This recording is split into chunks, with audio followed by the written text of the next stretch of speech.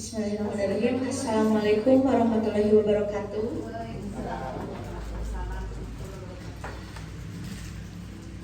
Yang terhormat Ibu Kepala Sekolah SD Negeri Cihanjawar 01, yang terhormat Ibu Bapak Guru sekaligus rekan-rekan SD Negeri Cihanjawar 01 juga. Alhamdulillah pada hari ini kita semua dapat berkumpul dengan keadaan sehat walafiat. Shalawat serta salam kita panjatkan kepada junjungan kita Nabi besar Muhammad SAW. Terima kasih atas kesempatan waktunya untuk meluangkan diseminasi budaya positif, aksi nyata saya yang terlaksana atau akan didiseminasikan pada modul 1.4. Atas nama saya sendiri, Sodiana Triatis, yaitu CGP Angkatan 10. Ya.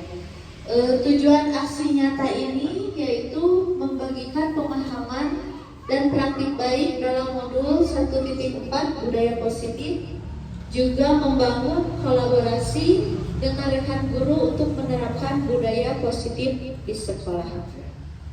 Ya, kita mulai dengan keyakinan kelas ya, Ibu Bapak. Anda atau Ibu Bapak dipersilakan untuk beradu pendapat tentang bagaimana kegiatan diseminasi ini akan dilakukan sehingga membuat Bapak Ibu nyaman dan mudah dalam memahami materi. Jadi keyakinan kita misalnya sambil ngopi misalnya gitu ya, diseminasinya membuat keyakinannya, atau tidak berbicara saat ada orang yang berbicara di depan. Itu sebuah keyakinan. Kira-kira kita mau membuat keyakinan di kelas ini seperti apa ya? Boleh? Kita tulis di sini.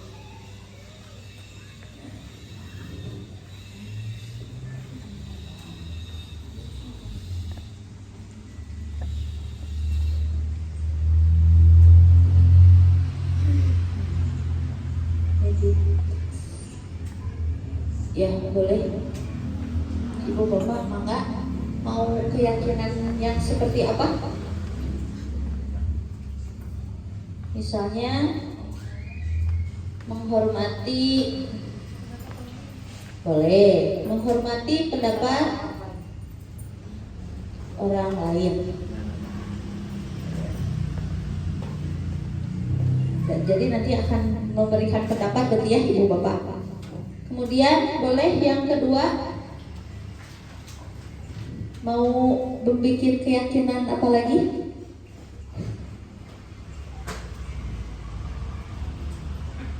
Berdiskusi sambil ngopi, boleh. Kopinya ada tidak ya? Kopinya belum ada. Jadi santai ya, kita berdiskusi atau berkolaborasinya. Satu lagi deh Ibu Bapak, boleh. Menghormati saat orang lain berbicara, begitu ya. Saat orang berbicara di depan dulu.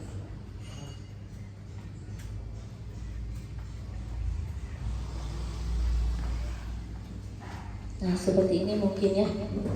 Boleh tiga keyakinan kelas atau tiga: menghormati pendapat orang lain, berdiskusi sambil ngopi, menghormati saat orang berbicara di depan. Itu keyakinan kelas yang telah kita sepakati ya. Ya, selanjutnya di sini ada guru besar kita. Siapa ya? Sudah ada namanya. Bapak kita, Bapak kita semua, Ki Hajar Dewantara. Ya, oke. Ya, tujuan pendidikan adalah menuntut segala kodrat yang ada pada anak agar mereka dapat mencapai keselamatan dan kebahagiaan yang setinggi-tingginya, baik sebagai manusia maupun sebagai anggota masyarakat. Nah, di sana ada guru ibarat petani, murid adalah benih padi, sedangkan pendidikan adalah ladang. Nah, ini guru ibarat sebagai petani itu. Anak-anak itu bagaikan tadi biji tumbuhan yang kita rawat dengan jeli, walaupun biji tersebut kurang berkualitas, tetap akan tumbuh dengan baik karena perhatian dan perawatan dari Pak Tani. Jadi walaupun anak didik kita itu mungkin kurang baik gitu ya, tidak seperti yang kita inginkan mungkin ya, tetapi jika kita mendidiknya dengan baik, tentu saja anak itu akan berkualitas. Nah, sebaliknya, walaupun anak itu berkualitas tetapi kita tidak maksimal membimbingnya, maka tetap tumbuhan atau anak itu tidak tumbuh dengan optimal ya. Jadi perkembangan anak didik itu ada pada kita guru sebagai petani. Nah, di sini juga ada bukan tabula rasa. Nah, menurut Ki Hajar Dewantara, anak lahir dengan kekuatan kodrat yang masih samar-samar. Tujuan pendidikan adalah menuntun, memfasilitasi, membantu, membimbing anak untuk menebalkan garis samar-samar tersebut agar dapat memperbaiki lakunya untuk menjadi manusia seutuhnya. Jadi sebenarnya anak itu bukan kertas yang kosong ya, Ibu Bapak. Jadi anak itu sebenarnya sudah ada tulisan di kertas itu, cuma masih samar-samar. Nah, kita sebagai guru harus menebalkan tulisan itu atau untuk menjadi budi pekerti yang lebih baik. Jadi kita tebalkan si tulisan anak itu menjadi pribadi yang lebih baik atau lebih positif. Nah, gitu ya. Jadi sebenarnya anak itu sudah memiliki kertas kosong, bukan kertas kosong, kertas yang sudah bertulisan namun buram. Nah, kita mau tuliskan seperti apa anak itu ya di tulisan yang buram itu. Nah, begitu ya. Ya, pertanyaan pemantik. Nah, murid seperti apakah yang Bapak Ibu impikan? Ya, boleh dong bermimpi ya Ibu Bapak. Bagaimana cara Anda atau cara Ibu Bapak untuk mewujudkan murid impian tersebut? Nah, bagaimana ya? Murid seperti apa yang Bapak Ibu impikan? Tentunya ya pintar, tentu saja solehah, kreatif, inovatif, mandiri. Wah, sangat banyak ya. Nah, bagaimana kita sebagai guru untuk mewujudkan impian tersebut? Nah, melalui budaya positif. Budaya positif merupakan perwujudan dari nilai-nilai atau keyakinan universal yang diterapkan di sekolah. Nah, di sini budaya disiplin. Disiplin berarti bertanggung jawab terhadap apa yang dilakukannya dengan mendasarkan tindakan pada nilai-nilai kebajikan universal. Tujuan pendidikan adalah menciptakan anak-anak yang memiliki disiplin diri sehingga mereka bisa berperilaku dengan mengacu pada nilai-nilai kebajikan universal dan memiliki motivasi intrinsik. Nah, ini adalah nilai-nilai kebajikan universal. Menurut Bapak Ibu, nilai-nilai kebajikan ini mana yang paling utama? Boleh 5 nilai kebajikan yang menurut Bapak Ibu paling utama gitu. Keterus-terangan, boleh. Ada percaya diri, tenggang rasa, komitmen, gotong royong. Oke, itu berarti 5 nilai kebajikan universal atau 5 poin nilai yang paling utama ya, yang menurut Bapak Ibu itu penting ya. Nah, ini tentu saja nilai kebajikan universal itu nilai yang disepakati bersama. Nah, lepas dari suku, bangsa, agama maupun latar belakangnya, jadi tidak membeda-bedakan. Tentu saja nilai kebajikan ini sudah menuju kepada profil pelajar Pancasila. Nah, ini ada teori kontrol. Teori kontrol kegiatan kepalan tangan. Coba ibu bapak buka kepala tangan, buka tangannya dua-duanya. Ayo. Nah, setelah dibuka, bayangkan ibu bapak meletakkan sesuatu di tangan itu, sesuatu hal yang sangat berharga, gitu ya. Lalu kepalkan, genggam benda itu, genggam sesuatu itu dengan sangat erat, gitu ya. Nah, lalu bayangkan ada orang yang mencoba sekuat tenaga untuk membukanya, atau meminta untuk memberikan benda tersebut. Sudah ya, dibuka tangannya lalu dikepalkan. Sudah terbayang apa yang dikepalkan? Apa yang Anda pegang, yang ibu bapak pegang? Sudah? Sudah ya? Ya, saya mensimulasikan dengan Ibu Ocha ya. Bu Ocha, apa ya itu? Boleh saya tahu tidak ya? Boleh di itu pakai mic.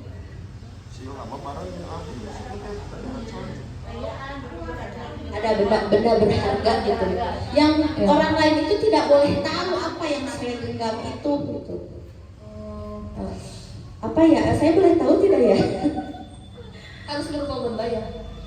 Ya bebas sih, bebas, mau benda mau apapun bebas, pokoknya ini milik saya gitu. Oh, ini adalah sebuah hati yang tidak bisa dicuri oleh orang.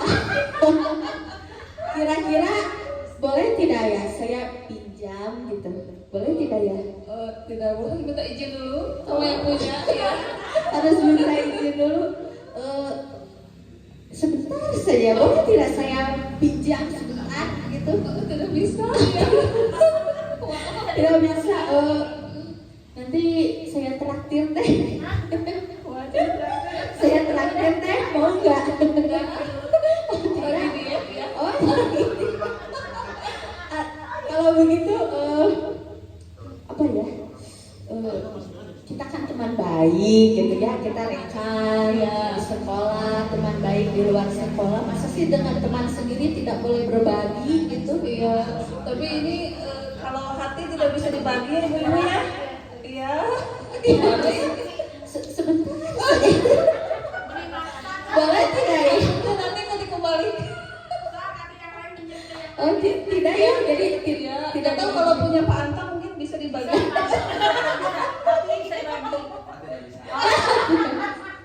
Ya baik, terima kasih ya Ibu Ocha. Iya nih.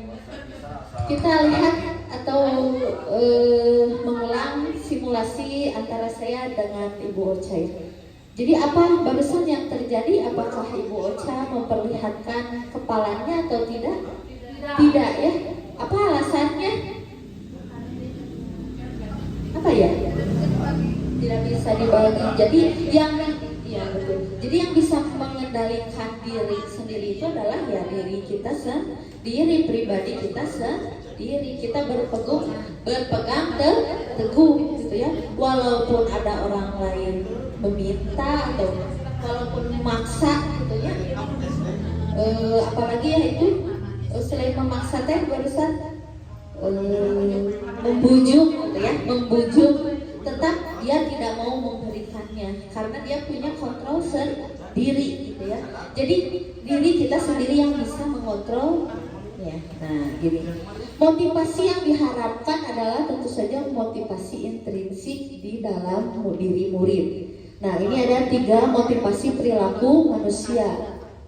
Menurut Diani Gosen ya, untuk menghindari ketidaknyamanan atau hukuman, untuk mendapatkan imbalan atau penghargaan dari orang lain, untuk menghargai diri sendiri dan menjadi insan yang sesuai harapan kita. Ini ada perbedaan hukuman dan konsekuensi. Ya. Apa itu hukuman? Apa itu konsekuensi? Apakah ibu bapak pernah menghukum anak didik kita? Pernah tidak ya? Mungkin mendisiplinkan atau memberi sanksi begitu ya. Kalau dulu apakah ibu bapak pernah dihukum oleh guru? Oh pernah. Jadi dulu pernah dihukum oleh istri ya. Pernah. Paus pernah dihukum oleh istri. Hukumannya berupa apa? Fisik atau apa Paus? Digantelan casan di luar gitu ya, dihukum ya. Jadi hukuman dan konsekuensi. Hukuman sesuatu yang menyakitkan dan harus terjadi, sedangkan konsekuensi sesuatu yang harus terjadi.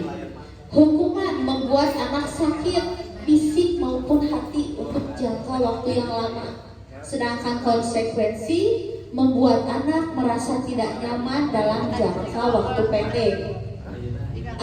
Hukuman anak membenci kedisiplinan, konsekuensi anak menghargai disiplin. Hukuman itu sebuah paksaan, sedangkan konsekuensi itu stimulus. Hukuman mendorong anak menyakiti diri sendiri, konsekuensi mendorong anak agar mudah menyesuaikan diri. Hukuman konsep diri yang buruk, sedangkan konsekuensi konsep diri yang baik. Anak belajar untuk menyembunyikan kesalahan, anak belajar untuk mematuhi peraturan. Hukuman marah, rasa bersalah, dipermalukan, merasa tidak dihargai, sedangkan konsekuensi kehilangan hak, dibuat tidak nyaman, diasingkan untuk sementara. Nah ini ada nih, ada kira-kira menurut bapak dan ibu ya. Di sini ini ada 5 poin, ini termasuk hukuman atau konsekuensi. Membersihkan meja karena menumpahkan minuman di atasnya, kira-kira itu hukuman atau konsekuensi ya? Konsekuensi. Bisa dipakai itu Bu Susi. Ya. Ya, memberikan meja karena menumpahkan minuman di atasnya itu hukuman atau konsekuensi? Konsekuensi. Ya, betul ya, konsekuensi. Oke. Murid diminta untuk push up 15 kali karena tidak menggunakan dasi dan topi saat upacara. Hukuman. Berdiri di depan kelas sambil mengangkat satu kaki karena tidak bisa menjawab pertanyaan. Hukuman. Budina jual suri si Gana waktu jadi murid pengalaman. Pernah dihukum oleh guru seperti itu ya, sepertinya. Lalu menggantikan kertas tugas teman yang telah dicoret-coret, itu termasuk hukuman atau konsekuensi. Yang terakhir, kehilangan 10 menit jam istirahat untuk mengerjakan tugas karena terlambat datang dan tertinggal pelajaran selama 10 menit. Konsekuensi ya. Jadi bisa ya ibu bapak sudah bisa membedakan mana konsekuensi, mana hukuman. Nah ini bisa dibaca ya, tindakan guru, hukuman atau konsekuensi. Nah, mencatat 100 kali di dalam buku kalimat, saya tidak terlambat lagi karena terlambat ke sekolah. Nah, hukuman ya, murid disuruh mencatat 100 kali, gempor kayaknya. Pandangan anak. Lari mengelilingi lapangan basket 2 kali karena terlambat hadir. Tentu saja itu hukuman. Anak itu disuruh lari ya. Berarti hukuman berupa fisik ya. Murid diminta push up. Nah tadi sudah ya. Menggantikan kertas tugas teman yang dicoret-coret, konsekuensi. Membersihkan tumpahan air di atas meja juga konsekuensi. Murid disuruh untuk tidak mengenakan sepatu sehari di sekolah karena tidak mengenakan sepatu hitam. Pernahkah kita melakukan? Tidak ya, jangan sampai kita melakukan seperti itu terhadap murid kita. Lari mengelilingi lapangan basket 2 kali karena terlambat 10 menit untuk pelajaran PJOK. Nah ini kenapa ya tidak hukuman atau disebutnya konsekuensi? itu kan lari mengelilingi lapangan basket. Kenapa itu termasuk konsekuensi tidak hukuman? Karena itu di mata pelajaran PJOK. Ya betul, terima kasih Ibu Susi. Karena itu termasuk di pelajaran PJOK. Jadi lebih sehat. Si anak terlambat disuruh lari 2 kali keliling lapangan basket. Nah, jadi lebih sehat dia pemanasan panglamana gitu ya. Nah, jadi ini hukuman itu sifatnya sepihak, tidak terencana. Murid tidak tahu apa yang akan terjadi jika dia melakukan kesalahan. Tentu saja ya, tidak mengerjakan PR, berdiri. Nah, itu kan tidak tahu anak itu akan dihukum seperti itu oleh gurunya. Sedangkan konsekuensi kesepakatan antara kedua pihak, murid maupun guru, di mana murid tahu jika melakukan kesalahan, maka dia tidak tahu yang akan terjadi. Nah, di sini ini yang kemarin ya kita sempat berdebat, sempat diskusi tentang penghargaan. Nih, Alfikon mengemukakan baik penghargaan maupun hukuman adalah cara-cara mengontrol perilaku seseorang yang menghancurkan potensi untuk pembelajaran yang sesungguhnya.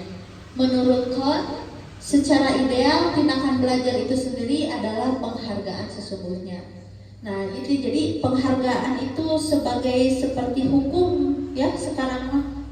Pengaruh penghargaan jangka pendek dan jangka panjang itu tidak efektif. Penghargaan merusak hubungan. Penghargaan mengurangi ketepatan dan kualitas. Penghargaan mematikan kreativitas. Penghargaan menghukum orang yang tidak mendapatkan penghargaan. Pernah ibu bapak membuat penghargaan? Pernah ya, tentu saja. Pernah ya. Misalnya apa? Penghargaan apa ya? Kalau kemarin biasanya ada penghargaan Star of the Week, sama itu untuk siswa yang misalkan dalam 1 minggu tersebut memperoleh nilai yang paling bagus, kemudian dan perilaku yang paling bagus. Kemudian ada lagi bintang kebersihan. Kalau bintang kebersihan itu biasanya dalam 1 minggu tersebut yang petugas piket yang paling bagus bersih gitu, bersihkan. Penghargaannya berupa apa? Penghargaannya sih saya membuat dari kertas cilik itu berbentuk bintang gitu, terus nanti ditempel di anak tersebut gitu, atau perwakilannya gitu. Terima kasih ya. Jadi sebenarnya penghargaan itu sudah tidak efektif ya dalam kurikulum merdeka gitu ya. Tidak boleh adanya penghargaan, apalagi nominal uang. Tentunya tidak boleh. Saya yakin tidak ada kalau di sini mah ya. Tidak ada kalau uang, apalagi nominal uang, nominal yang bisa dihitung saja seperti tadi Ibu Rica memberikan bintang gitu ya. Itu kan sudah termasuk nominal sebenarnya ya. Nah, jadi tidak boleh gitu ya Ibu Bapak. Mungkin saya pernah berdiskusi dengan teman rekan sejawat saya, katanya kalau memberikan reward itu boleh gitu ya, tapi hanya berupa ucapan begitu ya. Ih bagus, pintar misalnya. Ih bagus, soleh, ya tehnya budak teh gitu. Jadi hanya boleh dengan, katanya boleh dengan ucapan saja seperti itu ya. Tidak boleh berupa benda, apalagi nominal gitu ya. Ya itu tidak boleh ya Ibu. Permen tidak boleh. Kalau membagikannya sekelas semuanya boleh, memberi gitu ya. Tapi tidak penghargaan ya, bukan penghargaan itu Pak. Ibu guru saja memberikan permen kepada anak-anak gitu ya. Kalau mau mungkin ya sebuah saja dibagi supaya ya tidak itu, tidak penghargaan tidak menghukum orang yang tidak mendapat penghargaan gitu ya. Ya walaupun ya memang kemarin kan kasusnya misalkan ada anak terhadap gurunya bangga gitu ya karena saya termotivasi dari ibu guru mendapat penghargaan gitu. Nah, tapi itu kan termasuk penghargaannya jangka pendek atau jangka panjang gitu ya. Jadi sebenarnya itu memang tidak efektif gitu ya Ibu Bapak, dan merusak hubungan antara anak tersebut dan anak lain begitu ya. Tapi memang Bu, berbagi sedikit. Tapi memang di kelas saya juga pernah dibagi pin gitu yang start of the week. Kebetulan yang ranking satunya itu pada saat itu dia tidak mendapatkan pin dan akhirnya dia menangis. Ya jadi Menangis. itu ya betul ya. Terima kasih Ya. ya pengalamannya. Ya, kenapa saya ranking 1 tapi saya tidak mendapat bintang? Makanya itu ranking itu sudah tidak boleh gitu ya, tidak boleh, itu sudah lama lah, beberapa tahun yang kebelakang tidak boleh dikasih ranking gitu, apalagi sambil dituliskan di raport tersebut, tidak boleh ya gitu. Motivasi intrinsik apa sih gitu ya? Jadi saat seorang anak belajar untuk pertama kali menggabungkan huruf-huruf dan kata-kata serta menyadari bahwa ia dapat membaca, timbul pijar di matanya dan sebuah senyuman di wajahnya. Anak tersebut begitu gembira bahwa ia telah mempelajari dan menguasai suatu keterampilan baru. Kesadaran akan kemampuannya bahwa dia sudah dapat membaca sesungguhnya sudah merupakan sebuah penghargaan. Jadi si anak tersebut itu asalnya tidak bisa membaca, terus dia bisa membaca gitu ya. Jadi itu sudah termasuk penghargaan sebenarnya ya terhadap diri sendiri. Nah, saat memberikan penghargaan pada murid, kita membandingkan perilaku yang dulu dengan perubahan perilaku baik saat ini. Jadi penghargaannya itu saja. Dulu kan ini tidak bisa baca, sekarang sudah bisa baca. Nah itu, jadi penghargaannya seperti itu saja. Nah kemudian kita masuk ke kebutuhan dasar manusia. Seluruh tindakan manusia memiliki tujuan tertentu, yaitu memenuhi kebutuhan dasarnya.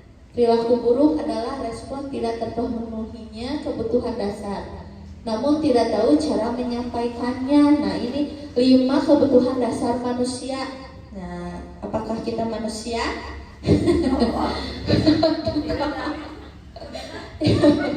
Ya, 5 kebutuhan dasar manusia itu bertahan hidup tentunya ya. Apakah kita bertahan hidup? Bertahan lah yang hidup terus. Sangat bertahan ya. Lalu lebih kecil. Lalu ada penguasaan, ada kasih sayang dan rasa diterima, ada kebebasan, ada juga kesenangan. Nah, jadi 5 kebutuhan dasar manusia ya, 5 kebutuhan dasar kita: bertahan hidup, penguasaan, kasih sayang dan rasa diterima, kebebasan dan kesenangan.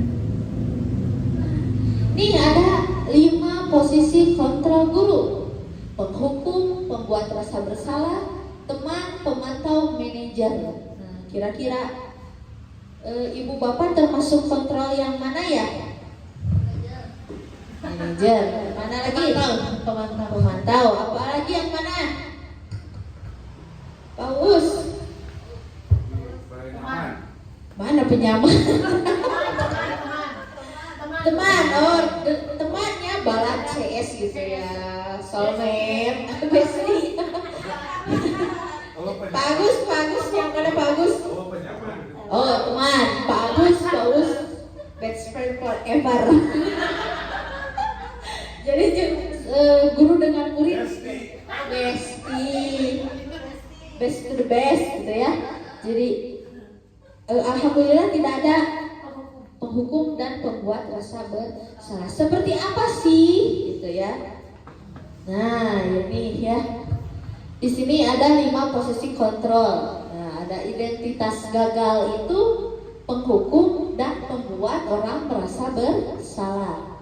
Identitas berhasil atau sukses ada teman juga pemantau. Identitas berhasil juga atau sukses ada manajer.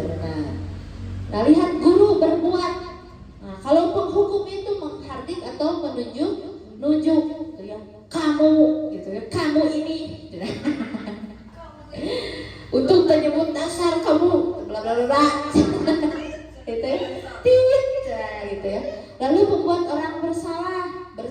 mah, katanya ibu mah kecewa, ya. Kamu mah, kamu kenapa ya kamu itu, gitu ya. Lalu teman, nah, ayolah, gitunya, ayolah, gitu ya. Kan teman hayu atuh kuy, kita kuy, kuy, gitu. Lalu pemantau, apa peraturannya, gitu ya, pemantau. Nah, kalau manajer itu mengajukan pertanyaan, apa yang kita yakini, gitu ya. Apa yang bisa kamu kerjakan untuk memperbaiki masalah ini, misalnya. Nah, itu lalu dari hasilnya, kalau penghukum itu memberontak murid itu atau menyalahkan orang lain, betul ya? Kamu apa yang kamu lakukan? Cepat push up. Nah, udah, bukan saya, gitu ya. Anak itu, terus si itu, gitu. Tuduh-tuduhnya, ya, anak itu, terus si itu, oke, gitu. Kenapa saya aja yang dihukum? Kan si itu juga berbuat salah. Kenapa itu tidak dihukum? Nah, itu ya. Lalu kalau pembuat orang bersalah itu menyembunyikan atau berbohong, gitu ya, atau membuat rasa anak itu rendah diri, gitu ya, cici, betul, gitunya.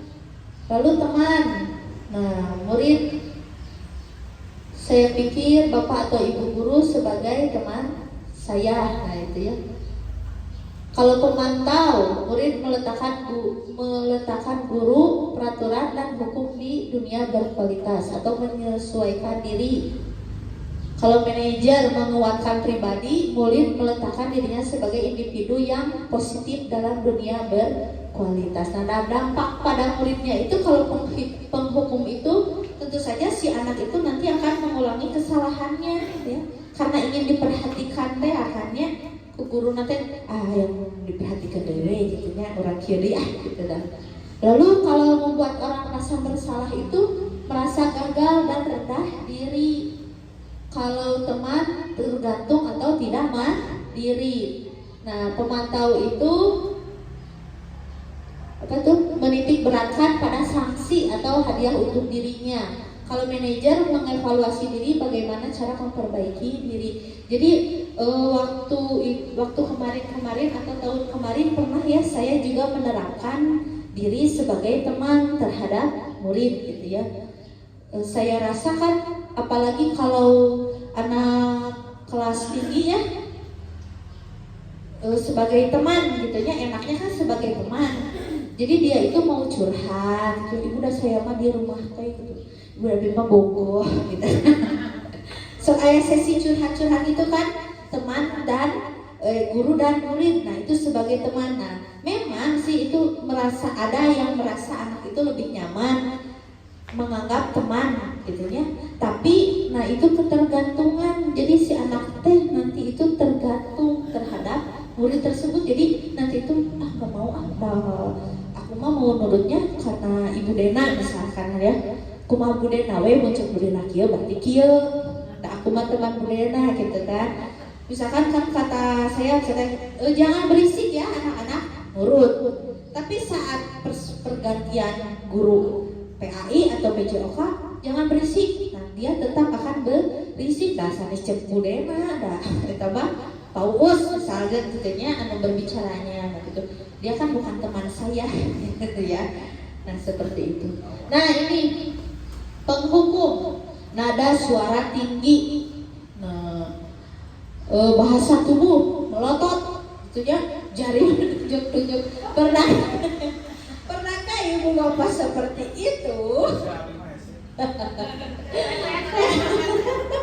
Abi mah punten petet, tiasa melotot ya. Abi mah turunan Cindo. Ya gitu. Patuhi aturan saya atau awas ya. Nah, gitu. Kamu selalu saja salah. Bari molotot, bari bujuk, kamu bari baledokeun pangrabus. Nah, gitu ya. Tapi saya rasa tidak ada ya zaman sekarang itu sudah tidak ada. Kalau zaman dulunya sudah pengalaman. Ya. Lalu membuat rasa bersalah, suara itu lembut. Nah, namun membuat tidak nyaman. Dan rasa bersalah itu atau nanti membuat murid rendah diri. Misalnya, ibu sangat kecewa sekali dengan kamu. Berapa kali bapak harus bilang ya sama kamu gitu ya. Ngambek kan, tapi gitu ya. Nah itu membuat anak rendah diri. Kemudian teman tidak akan menyakiti murid, tentu saja ya kan kita bestie, kuy. Namun tetap berupa mengontrol murid melalui persuasi. Ya sudah, kali ini tidak apa-apa, nanti ibu bantu bereskan. Nanya, jadi dibantuan ku si guru teh, jadinya gitu anak itu ya, jadi tergantung gitu ya. Memantau berdasarkan pada peraturan-peraturan dan konsekuensi, mengajarkan tanggung jawab atas tindakan. Apa yang telah kamu lakukan? Ya. Peraturannya apa? Nah, lalu posisi manajer, di mana guru mempersilahkan murid mempertanggungjawabkan perilakunya, mendukung murid agar dapat menemukan solusi atas permasalahannya sendiri. Nah, apakah kamu meyakininya? Gitu ya, jadi, nah ini kita masuk ke keyakinan kelas. Nah, nanti ibu bapak boleh membuat keyakinan kelas sendiri. Nah, ini ya. Nah, keyakinan kelas itu berdiskusi, memunculkan peraturan yang perlu ditaati warga kelas. Kemudian mengubah peraturan-peraturan menjadi kalimat yang positif. Menghubungkan peraturan-peraturan menjadi nilai-nilai kebajikan atau keyakinan kelas. Dan yang tadi ya, yang nilai-nilai universal yang tadi itu. Lalu berdiskusi mengenai gambaran perilaku yang mencerminkan keyakinan kelas. Berdiskusi mengenai peran seluruh warga kelas. Meninjau ulang keyakinan kelas dari waktu ke waktu. Jadi Bapak Ibu nanti itu membuat keyakinan kelas itu berdiskusi tentu saja ya, wali kelas dengan seluruh muridnya, seluruh warganya di kelasnya. Nah, kemudian peraturannya atau kalimat-kalimatnya itu rubah menjadi kalimat yang positif. Kalau positif itu tidak boleh ada kata tidak atau jangan ya. Misalnya jangan membuang sampah sembarangan. Kita ubah kalimat positifnya menjadi apa kira-kira? Jangan membuang sampah sembarangan. Bu, bagaimana kalau berupa ajakan Bu? Ayo kita buang sampah ke tempat sampah. Nah gitu ya, jadi itu kita ubah kalimat jangan buang sampah sembarangan, tapi kita ubah kalimat nyata, ayo buanglah sampah misal pada tempatnya, itu ya, pada tempatnya, bukan temannya ya, pada tempatnya. Lalu menghubungkan tadi ya dengan nilai-nilai kebajikan. Nilai mana sih yang kita yakini? Yang tadi kan apa? Berkolaborasi, misalnya mandiri, gotong royong, bertanggung jawab. Nah itu. Nah ini kegiatan membuat keyakinan kelas ya, kelas 4B. Berdiskusi dulu dengan anak-anak, lalu membuat. Nah ini keyakinan kelasnya ya. Nanti sudah jadi seperti itu gitunya. Dihias seindah mungkin, boleh pakai karton, memakai banner juga boleh. Tadi sudah itu ya, buat keyakinan kelas. Tadi di mana ya bannernya ada? Oh itu, punten. Yang rada saya seperti sudah Pato. Tuh, tuh ya, nggo banner atuh. Nah ini ya. Kalau kelas 5 kelas 6 saya yakinlah lebih kreatifnya, baru dakna tiasa beri kempriman gitu ya. Nah ini misalnya keyakinan kelasnya beriman dan bertakwa, berarti berdoa sebelum dan sesudah belajar. Mandiri tadi nilai universalnya, nah hadir tepat waktu, menghargai, nah kita saling mendengarkan teman gitu ya. Hormat dan santun, membiasakan mengucapkan maaf dan terima kasih. Kerjasama dan bertanggung jawab, Mari saling membantu teman dan melaksanakan tugas dengan sungguh-sungguh. Kejujuran dan kebersihan. Jaga kebersihan ruang kelas dan lingkungan sekitar karena bersikap jujur itu mulia. Jadi tidak ada kalimat jangan atau tidak. Kemudian boleh disepakati nanti ditandatangan oleh kepala sekolah, boleh wali kelas juga oleh ketua muridnya gitu ya. Nah itu keyakinan kelas ya. Nah kita lanjut ke restitusi. Apa itu restitusi? Restitusi adalah proses menciptakan kondisi bagi murid untuk memperbaiki kesalahan mereka sehingga mereka bisa kembali pada kelompok mereka dengan karakter yang lebih kuat. Restitusi juga merupakan proses kolaboratif yang mengajarkan murid untuk mencari solusi untuk masalah mereka dan membantu murid berpikir tentang orang seperti apa yang mereka inginkan atau menjadi tujuan mulia dan bagaimana mereka harus memperlakukan orang lain. Nah ini 9 ciri-ciri restitusi. Bukan untuk menebus kesalahan namun untuk belajar dari kesalahan. Memperbaiki hubungan, tawaran bukan paksaan. Restitusi menuntun untuk melihat ke dalam diri. Restitusi mencari kebutuhan dasar yang mendasari tindakan. Restitusi diri adalah cara yang paling baik. Restitusi fokus pada karakter bukan tindakan. Restitusi fokus pada solusi. Nah ini yang paling akhir ya. Restitusi mengembalikan murid yang berbuat salah pada kelompoknya. Nah ini kita masuk ke segitiga restitusi. Jadi itu ya, tadi restitusi adalah proses menciptakan kondisi bagi murid untuk memperbaiki kesalahan mereka sehingga mereka bisa kembali pada kelompok mereka dengan karakter yang lebih kuat. Nah ini segitiga restitusi. Nah kita mulai dari sini dulu, menstabilkan identitas, lalu validasi kebutuhan, lalu menanyakan keyakinan. Nah contohnya, nah setiap orang misalnya ya menstabilkan identitas. Setiap orang pasti melakukan kesalahan, betul? Pernah Bapak Ibu melakukan kesalahan? Pernah, apalagi murid-murid kita ya pasti. Nah kamu bukan satu-satunya yang pernah melakukan hal ini gitu ya. Tentu saja setiap orang juga tidak ada yang sempurna. Lalu validasi kebutuhan. Kamu tentu punya alasan mengapa melakukan hal itu.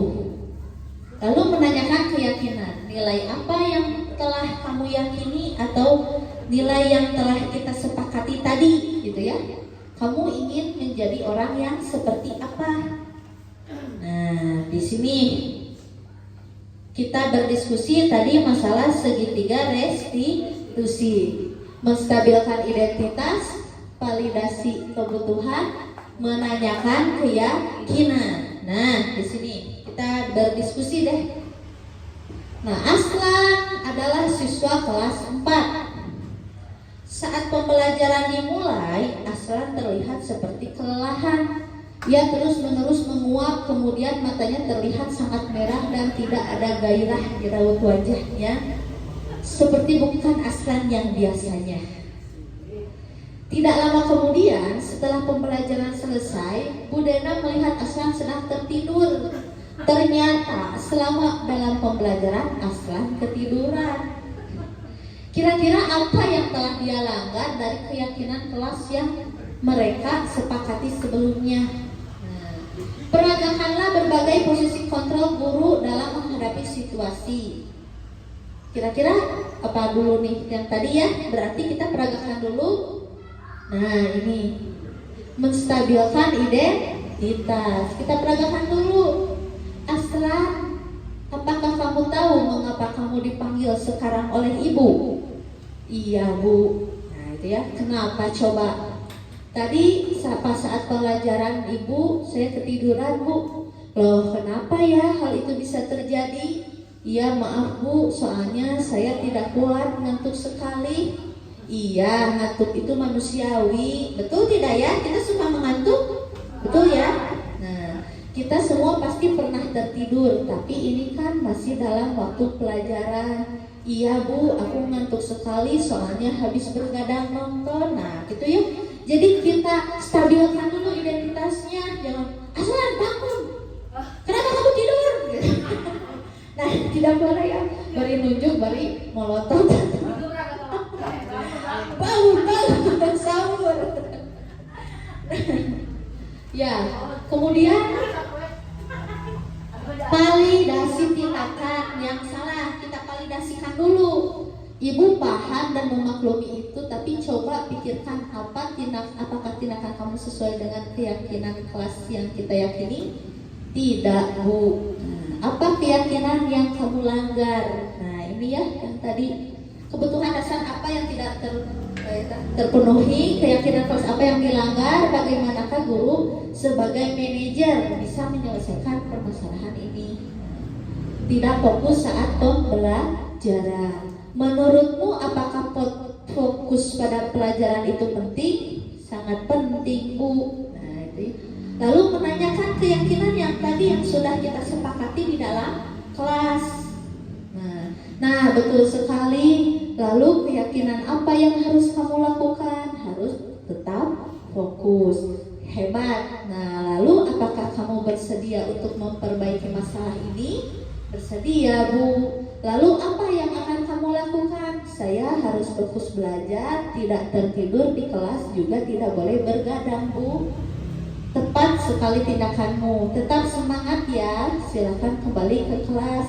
Baik Bu, terima kasih. Nah gitu ya. Jadi jika ada masalah di kelas itu, anak silakan ibu bapak menggunakan segitiga restitusi. Stabilkan dulu identitasnya ya. Jadi setiap orang itu kan pasti punya kesalahan, pernah melakukan, bukan kamu saja gitu ya. Lalu validasi kebutuhan. Nah, pasti ada alasannya kenapa dia bersikap seperti itu. Kemudian tanyakan keyakinan yang sudah kita sepakati. Karena kalau dilanggar ya harus mau tidak mau ya harus dituruti, karena itu kan sudah kesepakatan bersama. Nah itu ya. Nah itu. Nah ini videonya boleh tuh ya ditonton sakdap. Tadi katanya kata Pak Abang ya tidak bisa dibuka. Oh, itu kadangnya.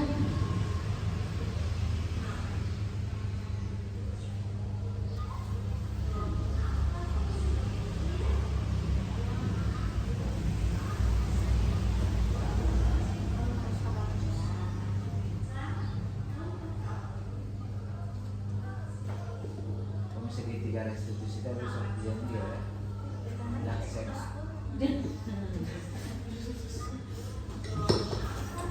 Segitiga bermuda.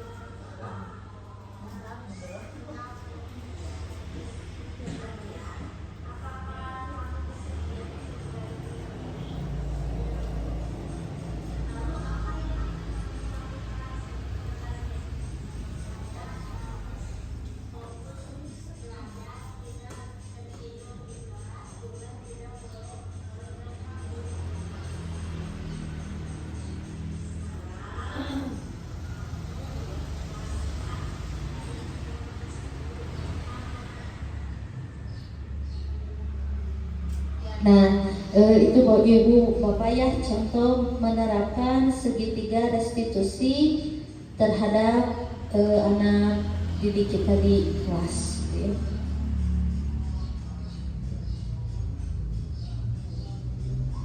Nah, kita masuk ke refleksi. Saya akan share, yang di share ya, share link seperti kemarin. Nah ini ya, ala naha offline.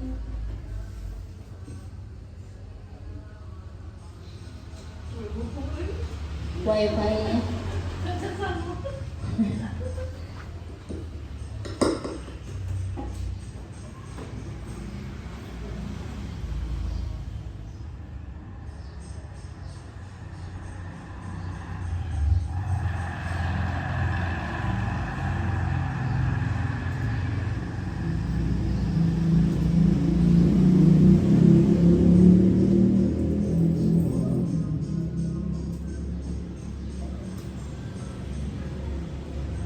Boleh Ibu Bapak ya, cek grup. Boleh. Nah, kita mengisi refleksi sebentar saja. Boleh. Nah, ini ya. Ya. Refleksi yang ke-1. Apa yang Anda pelajari dari kegiatan hari ini?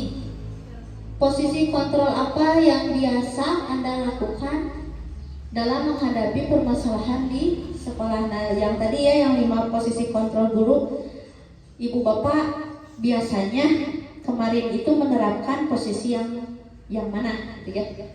Lalu apa yang akan Bapak Ibu lakukan selanjutnya setelah mempelajari atau melihat diseminasi aksi nyata ini, kemudian berikan umpan balik berupa kesan-kesan kritik atau saran dari kegiatan aksi nyata ini. Ya, mangga diantos refleksina Ibu Bapak. Oh, ini diklik. Nah, di grup di Padlet. Hah?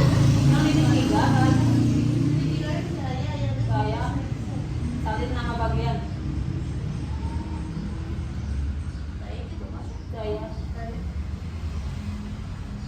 Kapan itu saya tambah?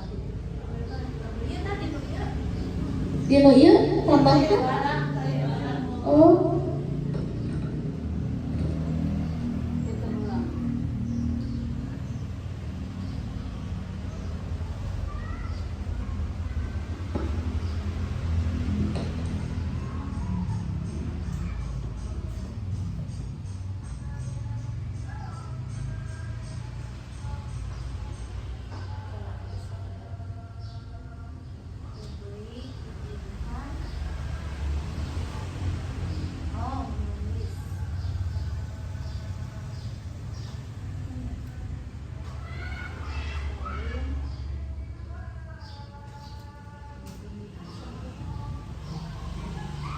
boleh dicobi link anu kedua.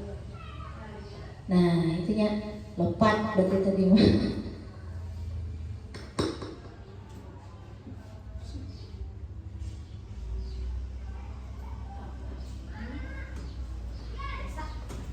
Bisa.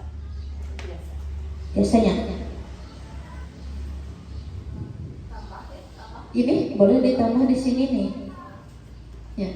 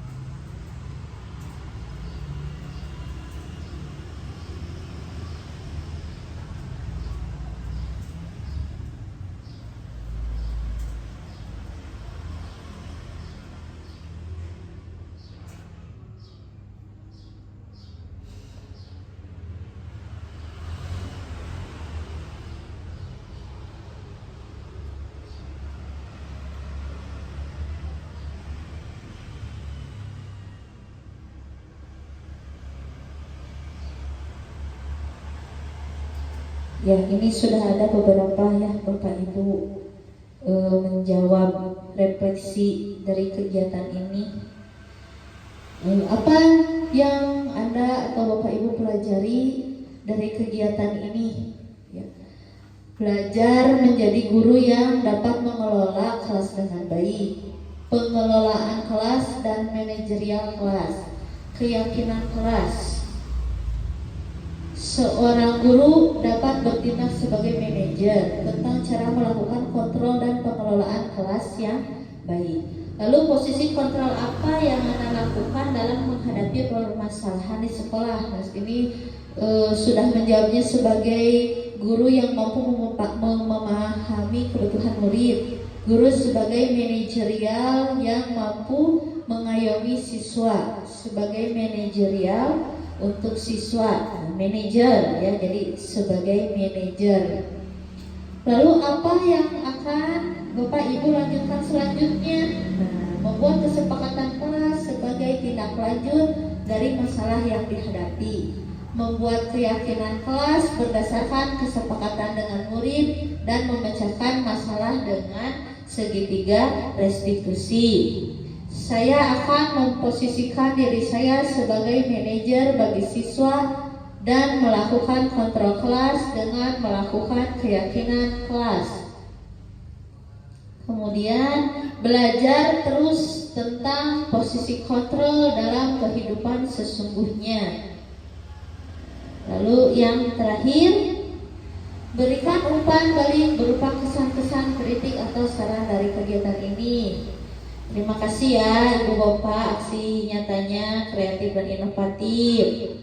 Saya menginspirasi dan memotivasi saya untuk lebih baik dalam berhadapan dengan murid. Aksi nyata yang kreatif, inovatif, dan menginspirasi untuk diterapkan dalam kegiatan pembelajaran. Ya, terima kasih Bu Dena, sama-sama.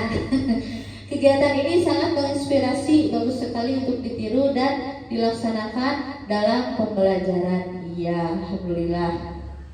Terima kasih ya Ibu Bapak untuk refleksinya.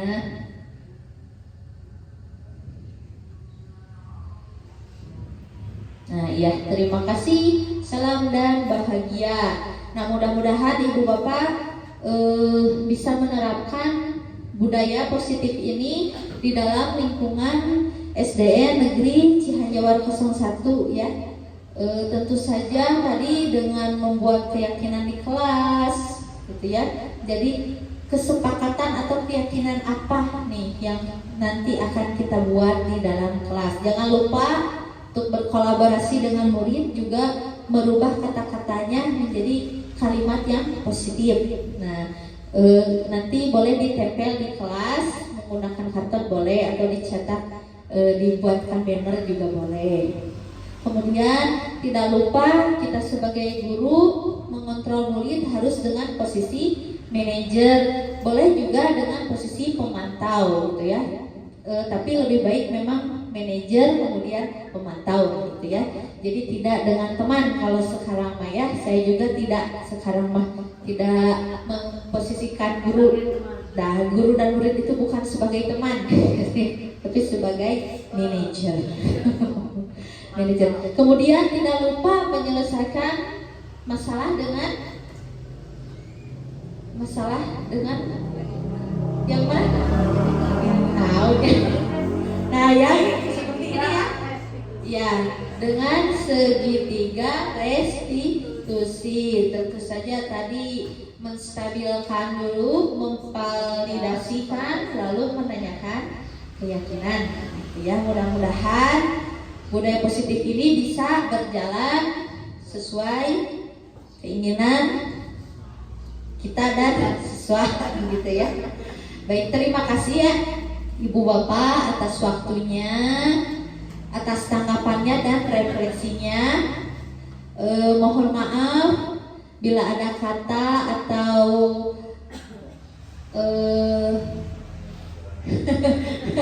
maaf bila ada kata yang kurang berkenan atau kurang baik. Wabillahi taufiq wal hidayah. Wassalamualaikum warahmatullahi wabarakatuh. Hewan dipatulah sakedap badannya uya sareng ibu guru bapak guru pada Jumatan.